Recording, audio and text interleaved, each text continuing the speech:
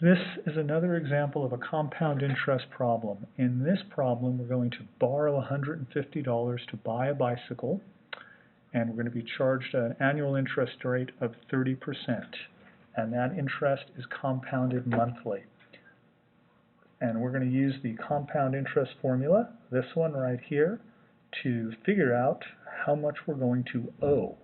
In this example, the balance is the amount of money you're going to owe at the end of a year. And your principal is the amount of money that you borrowed. All right, let's see what the details are from the problem. It asks, suppose you used a credit card to purchase a bicycle if there are no additional late fees. Late fees are amounts of money that you were charged if you make a late payment to a credit card company or a mortgage company. They charge you for that mistake. The question is, how much would you owe after a year of not paying off the balance?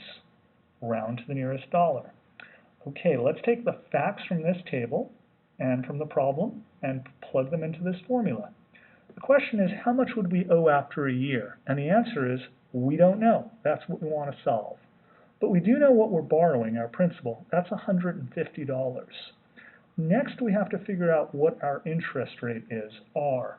And the interest rate, as you may recall and you have in your notes, is the interest rate for the period. That you calculate by taking the annual interest rate, that's 30%, and divide that by the number of interest periods per year. This problem, it tells us it compounds monthly. Well, if it compounds monthly, there are 12 interest periods because there are 12 months in a year. If we divide 0.3 by 12, we get an interest rate of 0.025. And then N is 12. Why is it 12? Not because this is 12, but because there are 12 interest periods in the year, because interest is compounded monthly. These two numbers are not always the same. It just so happens to be that way in this problem, so don't expect that to always be the case. Okay, I plug that into my formula, and I get B equals 150 multiplied by 1 plus 0.025 to the 12th power. And my first step, of course, would be to work in my parentheses, and I added the 1 and the 0.025, and I got 1.025 to the 12th power. And now we need to use our calculators to figure this out.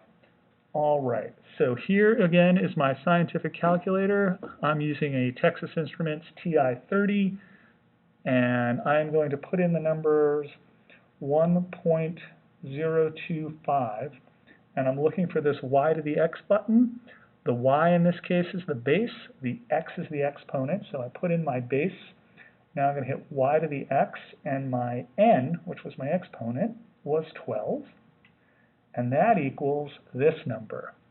And I don't know how well you can see it, but it's 1.344888824. And now what am I going to do with this number? Or let me slide this out of the way. I have to take that number and multiply it by 150.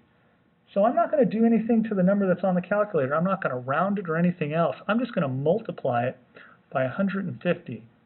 And let's see what I get. I multiply by 150, and it equals 201.733 something.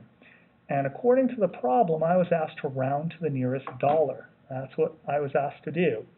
So my balance to the nearest dollar would be $202.